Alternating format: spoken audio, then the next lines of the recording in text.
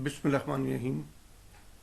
अस्सलाम वालेकुम। मैं डॉक्टर खालिद मुबीन अपने तालिब इल्मों के लिए अगली वीडियो जो अशार की तशरीह की अमली मश्क पर मुश्तमिल है लेकर हाज़िर हूँ।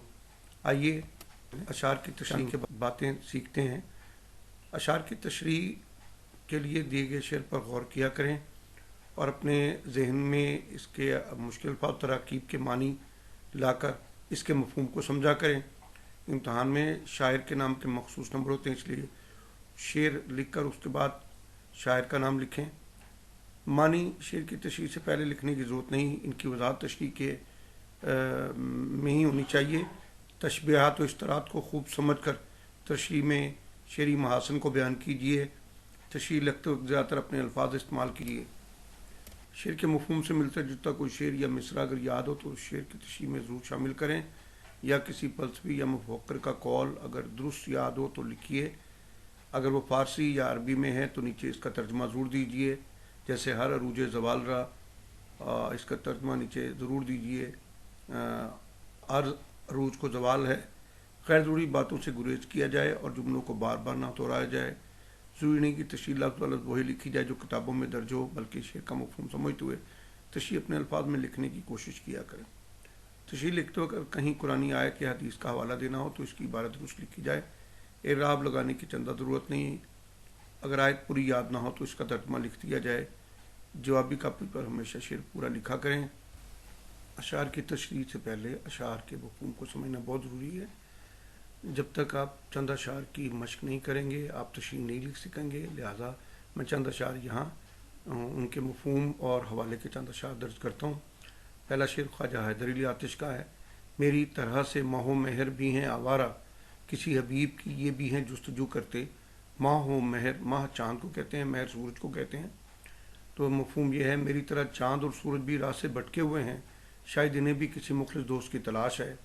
आतिश अपने महबूब की मोहब्बत में आलम वारफ्तगी का तज़किरा कर रहे हैं और इंसान की नौई मजबूरी है कि वो तनहा नहीं रह सकता। समाजी ज़िंदगी गुजारना इंसान की ज़रूरत है। देखा जाए सनत उसने तालील इस्तेमाल की गई है। चाँद सूरज को सरगर्दा दिखाया है जैसे कि वो भी आवारा हैं। गालिबन आतिश से किसी ने सवाल किया होगा कि तुम किसकी तलाश में हो या आवारा फिर हो, तो उस पर उन्होंने ये शेर तश्कील दिया होगा। इस शेर में समाजी ज़िंदगी में रिश्तों की तश्कील ज़रूरी है बयान की गई है। हवाले का शेर ताल्लुकात की गरत गरी का हाल न पूछ कि दिन के नूर का भी रात से ताल्लुक़ है। इंसान की ख्वाहिश है कि अच्छे लोगों से इसका ताल्लुक़ इस्तवार हो। कायनात की कोई चीज़ भी तन्हा नहीं रहना चाहती। मसलन त्यारे नूर में तीरा शबों का साथी हो, तीरा तारीख शबों रातों का कोई तो हो जो मेरी वहशतों का साथी हो। आशिक अपने महबूब के वसाल के लिए सहराओं, बियाबानों, जंगलों, रेगिस्तानों में चाँद सूरज की तरह महव गर्दिश रहता है। दूसरे लफ्ज़ों में शायद ये कहना चाहता है कायनात में हर चीज़ जो है अपने महबूब के दीदार की मुतमनी है। इसके हकीकी के मानों में देखा जाए तो हर चीज़ अल्लाह ताला के दीदार की मुतमनी है। अल्लाह की तलाश फितरी और कुदरती अमल है क्योंकि वही हकीकी दोस्त और हबीब है। अब अगला शेर देखते हैं दाग दिलवी का। डरता हूँ देख कर दिले बेआरज़ू को मैं, सुनसान गर ये क्यों ना हो मेहमान तो गया। अब बेआरज़ू बग़ैर आरज़ू के मेरे दिल में अब कोई तमन्ना नहीं रही, ये एक वीरान घर की मानिंद हो गया। मुझे अपने दिल की हालत से खौफ आता है, ये तमन्नाओं से खाली दिल वीरान घर की मानिंद लगता है। जिसका मकीन चला गया हो महबूब की बेरुखी, दिल में महबूब के लिए अरमान तमन्नाएँ और हसरतें। महबूब से मायूसी की वजह से अरमान दम तोड़ गए। दिल की रौनक तमन्ना से है यानी आरजू से है। अगर दिल में आरजू या ख्वाहिश ख़त्म हो जाए तो दिल वीरान जैसे घर से मेहमान जैसे घर से मेहमान रुखसत हो जाएं। मुझे ये डर है दिल ज़िंदा तू ना मर जाए कि ज़िंदगानी इबारत है तेरे जीने से, या फिर इन हसरतों से कह दो कहीं और जा बसें, इतनी जगह कहाँ है दिल दागदार में। दाग का अगला शेर देखते हैं। बज़्म उदूब में सूरत परवाना दिल मेरा, गो रश्क से जला तेरे कुर्बान तो गया। बज़्म उदूब रकीब की महफिल में परवाने की सूरत रश्क फ़ख्र से जला। रकीब की महफिल में महबूब को देखकर अगरचे मेरा दिल रश्क से परवाने की मानिंद जलने लगा। अगरचे मेरा दिल रश्क से जला ताहम کسی انداز میں صحیح میں نے اپنا دل محبوب پر فدا کر دیا، یہاں صنعت حسن تعلیل استعمال کی گئی ہے۔ حسد میں جلنے کی بجائے انہوں نے رشک کا لفظ استعمال کیا ہے، جس سے شعر میں معنویت پیدا ہو گئی ہے۔ ہر عاشق کی خواہش ہے کہ محبوب پر قربان ہو۔ شاعر محبوب کی محفل میں رقیبوں کے تعلقات کی وجہ سے جلتا رہا، گویا دل پروانے کی طرح جل گیا۔ شاعر کہتا ہے دشمنوں اور رقیبوں کی محفل میں میرا دل جلا ہے، لیکن جلا تو محبوب کے لیے ہے، گویا میرا دل محبوب پر قربان ہو گیا ہے۔ یہ معاملہ بندی کا شعر ہے۔ عشق میں محبوب پر قربان ہونا بڑی سعادت ہے۔ میں جیتا ہوں فقط تیری محبت کے لیے، ورنہ مجھ کو اس جہاں میں دلچسپی نہیں۔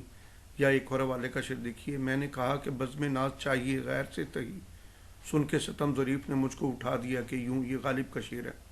میں نے کہا کہ بزم ناز چاہیے غیر سے تہی، سن کے ستم ظریف نے مجھ کو اٹھا دیا کہ یوں۔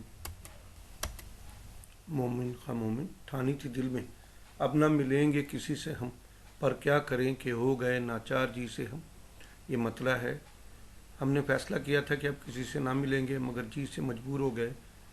غزل کا شان نزول اور پس منظر۔ یہ غزل مومن نے اپنے دوست مولانا فضل اللہ خیر آبادی، جو آرزو تخلص کرتے تھے ان سے ناراضی کے زمانے میں لکھی تھی۔ جب دوستی بحال ہوئی تو یہ غزل ان کی خدمت میں پیش کی۔ اس میں شاعر انسانی نفسیات بیان کرتا ہے۔ انسانی تعلقات ایک مدت کے بعد قائم ہوتے ہیں اور پھر انہیں نبھانا مشکل ہوتا ہے۔ دوستوں سے قطع تعلق کے زمانے میں بھی انسان کو چین نہیں آتا۔ مومن خواہ مومن نے شعر میں ایک عاشق کی بے بسی و لاچاری کا مضمون باندھا ہے۔ حسرت نے بھی اسی کو ایک اور شعر میں باندھا ہے۔ بلاتا لاکھ ہوں لیکن برابر یاد آتے ہیں، الہی ترک الفت پر وہ کیوں کر یاد آتے ہیں۔ یا اے دوست ہم نے ترک محبت کے باوجود محسوس کی ہے تیری ضرورت کبھی کبھی۔ حوالے کے لیے ایک اور شعر دیکھیں، کہیں ملا تو کسی دن منا ہی لیں گے اسے، کہیں ملا تو کسی دن منا ہی لیں گے اسے، وہ زود رنج ہی سہی پھر بھی یار اپنا ہے۔ اسی غزل کا مومن کا ایک اور شعر ہے، بے روئے مثل ابر نہ نکلا غبار دل، کہتے تھے ان کو برق تبسم ہنسی سے ہم۔ بے روئے بغیر روئے مثل مثال ابر بادل کے، غبار دل دل کا غبار، ہم محبوب کو برق تبسم کہتے تھے، آخر وہ برق ہم پر ہی گری۔ اس شعر میں صنعت حسن تعلیل ہے۔ عاشق کا محبوب کی ہنسی کو پیار سے برق تبسم کہنا، محبوب کا سنگ دلی کا رویہ، عاشق کی لاپرواہی، محبوب کا ظلم حد سے بڑھنا۔ عاشق محبوب کے اس رویے پر لب کشائی کرتا ہے، محبوب کی ہنسی کو استعارتاً برق تبسم کہتا ہے جو ہر کار اس پر ہی گرتی ہے۔ پھولے سے مسکرا تو دیے تھے وہ آج فیض، مت پوچھ ولولے دل نا کردہ کار کے۔ فیض کا بھی شعر دیکھتے ہیں ایک، نہ گواؤ ناوہ کے نیم کش، دل ریزہ ریزہ گوا دیا، جو بچے ہیں سنگ سمیٹ لو، تنے داغ داغ لٹا دیا۔ بہت خوبصورت غزل ہے۔ اے محبوب تم کمان سے اد کھینچے تیر کو ضائع نہ کرو۔ ناوک کہتے ہیں تیر کو، نیم کش اد کھینچا تیر، یہ نظروں کے تیر بھی ہو سکتے ہیں جس سے دل گھائل ہو جاتے ہیں، ریزہ ریزہ ہو جاتے ہیں۔ کیونکہ میں اپنے دل ٹکڑے ٹکڑے کر کے گنوا چکا ہوں، اور جو پتھر مجھے مارنے کے لیے بچے پڑے ہیں انہیں سمیٹ لو کہ میں نے اپنا جسم تیری راہ میں قربان کر دیا ہے۔ محبوب کی قاتل نظر، پہلے مصرے میں ہاتھ کھینچا ہوا تیر ضائع نہ کرو، قتل کی ضرورت نہیں، تیری نظر نے تیرے عشق نے پہلے ہی قتل کر ڈالا ہے، یعنی میرے دل کو گھائل کر دیا ہے۔ ہر پتھر اٹھا لو، جسم پر دیوانگی عشق سے جگہ جگہ زخم ہے، گویا عاشق کو مارنے کے لیے اس کا عشق ہی کافی ہے، یا اس کا حسن ہی کافی ہے۔ اس شعر میں جو ہے ایک مجازی معنی محبوب کے لیے اور حقیقی معنی میں دیکھیں تو نظر سے قتل کر ڈالو، نہ ہو تکلیف دونوں کو، تجھے خنجر اٹھانے کی مجھے گردن جھکانے کی، یہ اہل سیاست کے لیے بھی کہا جا سکتا ہے۔ اے میرے دوست ذرا دیکھ میں ہارا تو نہیں، میرا سر بھی تو پڑا ہے میری دستار کے ساتھ۔ فیض احمد فیض کا شعر دیکھیے، کرو کج جبیں پہ سرے کفن، میرے قاتلوں کو گمان نہ ہو کہ غرور عشق کا بانک پن پس مرگ ہم نے بلا دیا۔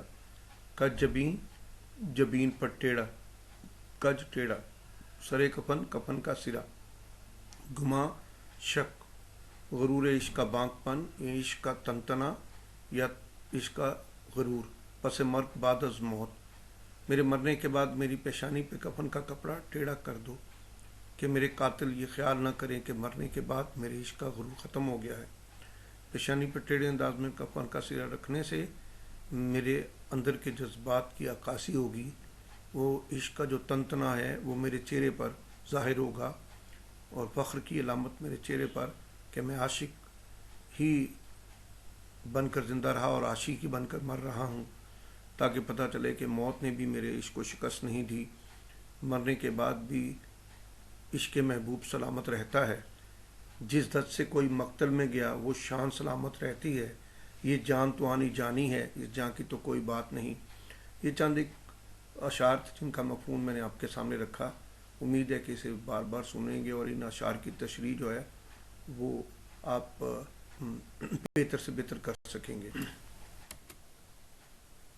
امید ہے یہ مختصر ویڈیو آپ کو پسند آئی ہوگی، اسے واچ کیجئے، کمنٹ کیجئے، دوستوں سے شیئر کیجئے، اور انشاءاللہ اگلی ویڈیو میں آپ سے ملاقات ہوگی۔ اللہ آپ کا حامی و ناصر۔